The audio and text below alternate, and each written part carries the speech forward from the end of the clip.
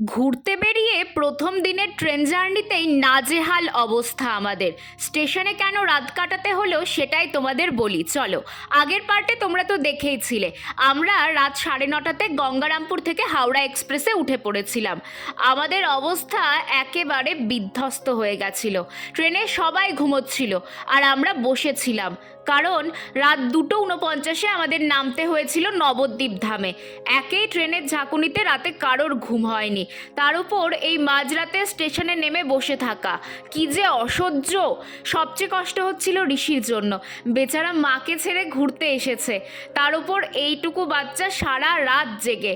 যাই হোক, স্টেশনে নেমে গেছি, সকাল না হলে তো লঞ্চ পাবো না, তাই স্টেশনেই রাত কাটাতে হবে। মা দিদার অবস্থাও একেবারে নাজেহাল। এদিকে ভাই তো আর বসে থাকতে না পেরে স্টেশনেই চাদর মুড়ি দিয়ে শুয়ে পড়েছে। দেখা যাক এবার কতক্ষণে সকাল হয়।